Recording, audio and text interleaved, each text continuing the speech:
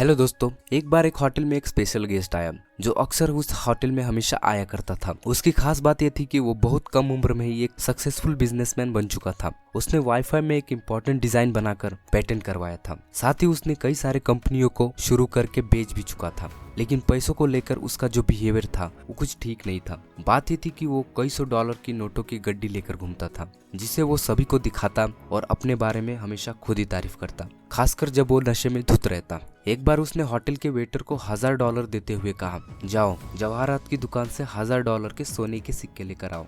1 घंटे बाद जब उस वेटर ने सोने के सिक्के लेकर आया, तब वो स्पेशल गेस्ट और उसके दोस्त मिलकर सोने के सिक्के को किसी पत्थर की तरह समंदर में फेंकने लगे। और दोस्तों, आप यकीन नहीं करोगे, ये सब बस एंटरटेनमेंट के लिए था। ऐसे ही कुछ दिनों बाद उसने यानी कि उस स्पेशल गेस्ट ने होटल की एक महंगी लैंप तोड़ दी।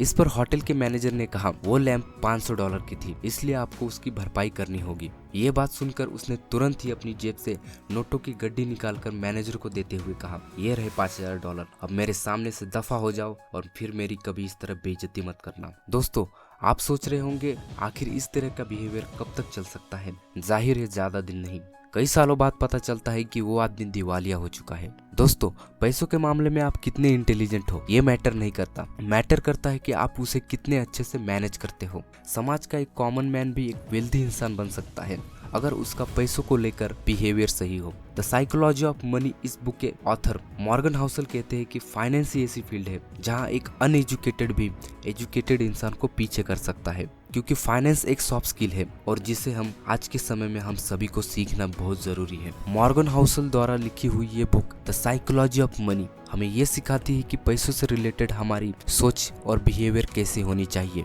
ऑथर इन सारी बातों को कई सारे रियल स्टोरी से समझाते हैं, जिनमें से एक मैंने आपको वीडियो शुरू होते ही बताया, और आगे मैं इस बुक के 5 इंपॉर्टेंट लेसन शेयर करने वाला हूँ, जिससे आप अपने पैसों की सही वैल्यू करना सीखेंगे। तो बिना किसी देरी के चलिए शुरू करते हैं। Lesson number 1, compounding. दोस्तों, हमारे इस अर्थ ने कई अरबों वर्षों के लिए आइस एज का समय देखा है, यानी कि हमारे इस अर्थ पर कई बार हिमयुग आया और चला गया। लेकिन बर्फ की इतनी मोटी चादर ने हमारे इतने बड़े अर्थ को ढका कैसे? जवाब है कंपाउंडिंग इफेक्ट। चलिए मैं इसे और समझाता हूँ। तो बात यहाँ से शुरू होती है जहाँ पृथ्वी पर ठंडी के दिनों में हल्की सी बर्फ की परत जम जाती है और उस बर्फीली परत को पिघलाने के लिए गर्मी के दिनों में कमी हो जाती है, और आगे ऐसे ही कई बार बर्फ के ऊपर बर्फ जमने से वो पतली सी परत समय के साथ एक महाद्वीपीय चादर में बदल जाता है। यहाँ ध्यान देने वाली बात यह है कि कैसे एक बर्फ की पतली सी परत ने एक विशाल हिमयुग को जन्म दिया, जिस पर शुरुआत के दिनों में किसी ने ध्यान भी नहीं दिया था। और दोस्तों, आइस एज की इस कहानी से हमें ये सीख मिलती है कि किसी जबरदस्त नतीजों के लिए बड़ी शुरुआत का होना जरूरी नहीं। जरूरी होता है आपका वो एक छोटा सा कदम जो आप अपने सपनों की तरफ बढ़ाते हो। हम सभी वॉरेन बफेट को तो जानते हैं, उन पर आज तक 2000 से ज्यादा किताबें लिखी जा चुकी है। यकीनन इन सारी किताबों में वॉरेन बफेट के बारे में कई सारे बातें लिखी हुई हैं, लेकिन कुछ ही ऐसे किताबें हैं जो इस बात पर ध्यान देती है कि बफेट के कुल संपत्ति का असली रीजन बफेट सिर्फ एक अच्छे इन्वेस्टर ही नहीं, बल्कि बचपन से ही उनका इन्वेस्टमेंट में इंटरेस्ट रहना भी है। लेकिन क्या होता अगर बफेट 30 के उम्र से इन्वेस्टमेंट करना शुरू करते और 60 के उम्र में रिटायर हो जाते, तो फिर शायद वॉरेन बफेट का नाम कोई सुनता ही नहीं। देखो दोस्तों, फैक्ट है कि वॉरेन बफेट की टोटल नेटवर्थ $84.5 बिलियन है। उनमें से $84.2 बिलियन उन्हें उनके 50वें जन्मदिन के बाद मिला। ऑथर हमें ये बताना चाहते हैं कि भले ही वॉरेन बफेट के सक्सेस के पीछे उनका स्किल था, लेकिन उनका सीक्रेट तो बस टाइम था। जिस टाइम ने उनके दशकों से किए हुए इन्वेस्टमेंट को कंपाउंडिंग कर करके उन्हें टीन से टाइकून बना दिया। दोस्तों, जैसे कंपाउंडिंग इफेक्ट ने वॉरेन बफेट के लिए काम किया, वैसे ही ये हमारे लिए भी उतना ही काम कर सकता है। अगर आपको एक सक्सेसफुल इन्वेस्टर बनना है तो आपको सही नॉलेज के साथ टाइम पीरियड भी बढ़ाना होगा, और हम भी कंपाउंडिंग इफेक्ट को देख सकते हैं। Lesson number 2, getting wealthy versus staying wealthy. यानी कि अमीर बनना मुश्किल हो सकता है, लेकिन अमीर बने रहना उससे ज्यादा मुश्किल है। चलिए हम इसे 2 कहानियों से समझते हैं। पहली कहानी जेसी लियोमोर की है, जो एक बहुत ही इंटेलिजेंट स्टॉक ट्रेडर था। 1877 में जब लोग ट्रेडिंग क्या है ये जानते भी नहीं थे, उस समय लियो मोर 30 की उम्र तक एक प्रोफेशनल ट्रेडर बन चुका था और उसकी कुल नेटवर्थ उस समय $100 मिलियन थी। तभी उसी समय 1929 में स्टॉक मार्केट में आई गिरावट ने महामंदी की शुरुआत। उस टाइम कई लोगों की आत्महत्याओं की खबरें न्यूयॉर्क में फैल गई थी और जैसी लियो मोर की पत्नी डॉरथी और उनके बच्चे ये खबर सुनकर उस रात काफी डरे हुए थे। लेकिन जब लियो मोर घर आया तब उसने सभी को चौंका दिया। उसने कहा कि आज उसके ट्रेडिंग का सबसे शानदार और बढ़िया दिन था। उसने स्टॉक मार्केट की गिरावट पर प्रेडिक्शन किया था, इसलिए उसने एक ही दिन में $3 बिलियन से ज्यादा की कमाई की थी।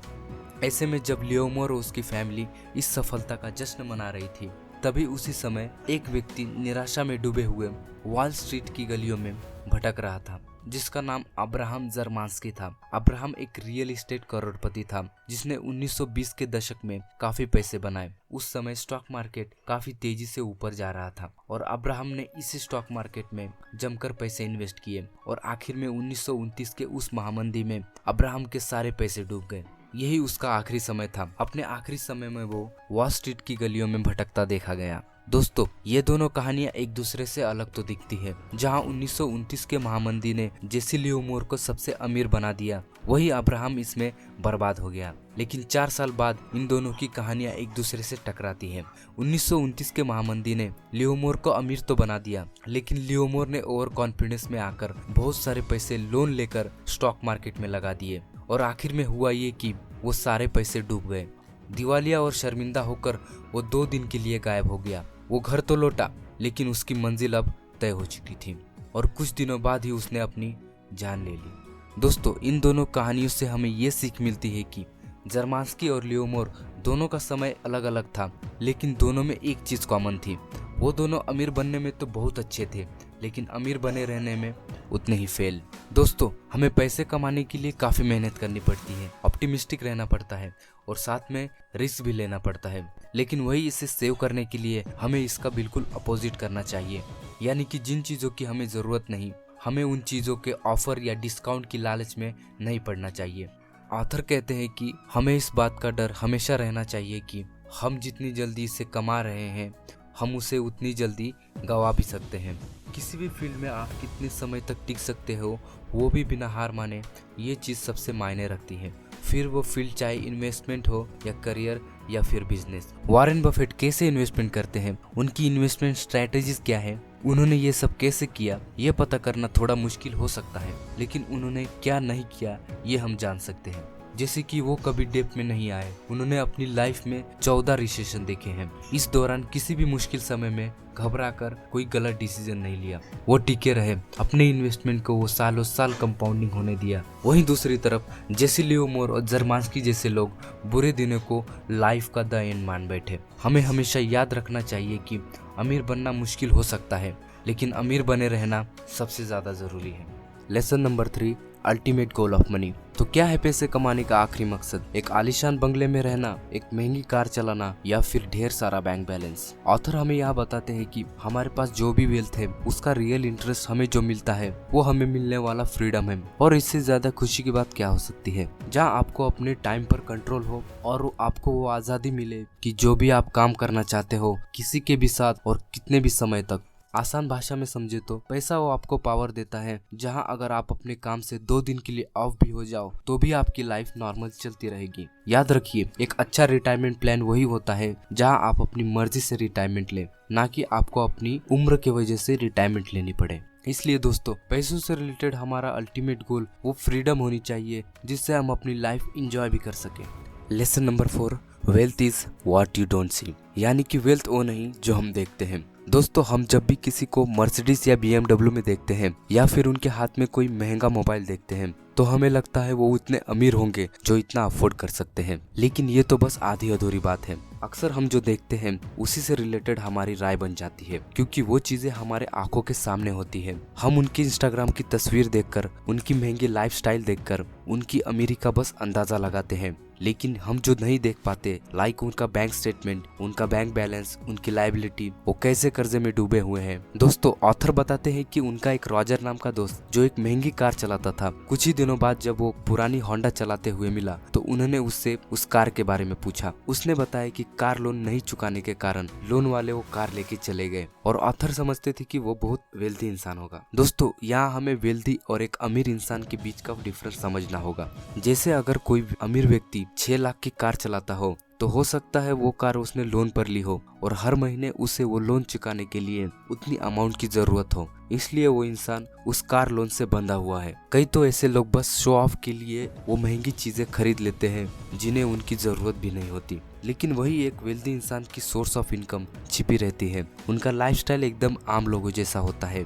ऐसे लोग एसेट्स बनाने में विश्वास रखते हैं। एक वेल्दी इंसान अपने पैसों को हमेशा कुछ सीखने में इन्वेस्ट करता है जो उसकी हमेशा वैल्यू बढ़ाता है। Lesson number 5, the real optimistic. दोस्तों ज्यादातर लोग ऑप्टिमिस्टिक रहना यानी कि आशावादी रहना पसंद करते हैं, लेकिन अगर कोई व्यक्ति हमेशा नेगेटिव बातें करता हो, हमेशा एक आधे भरे हुए ग्लास को आधा खाली बताता है, उसे हम निराशावादी कहते हैं। वो हमेशा सिक्के के एक पहलू को देखता है। दूसरी तरफ हम सोचते हैं कि एक ऑप्टिमिस्टिक इंसान हमेशा सही बातें करता है। ऐसे लोग मानते हैं कि जो होगा हमेशा सही होगा। लेकिन ऑथर मॉर्गन हाउसल कहते हैं कि एक रियल ऑप्टिमिस्टिक वो नहीं जैसा हम सोचते हैं। एक रियल ऑप्टिमिस्टिक इंसान हमेशा अवेयर रहता है। वो मानते हैं कि हमें अपने गोल को अचीव करने के लिए कई मुश्किलों का सामना करना होगा। एक रियल ऑप्टिमिस्टिक वही होता है जो एक पॉजिटिव नजरिया तो रखे लेकिन किसी भी खतरे या फिर किसी भी मुश्किलों को नजरअंदाज ना करे। इसलिए ऑथर कहते हैं कि हमें ऐसे रियल ऑप्टिमिस्टिक नजरिए की जरूरत है जिससे हम सिक्के के दोनों पहलुओं पर विचार कर सके। तो ये थी दोस्तों the psychology of money book के कुछ इंपॉर्टेंट लेसन जो हमें मनी की सही वैल्यू करना सिखाती है। दोस्तों वीडियो को लाइक करें अगर आपको ये बातें जरा से भी हेल्पफुल लगी हो, और साथ ही चैनल को सब्सक्राइब करें जिससे आप हमेशा कुछ सीखते रहेंगे और लाइफ में आगे बढ़ते रहेंगे। तब तक के लिए जय हिंद।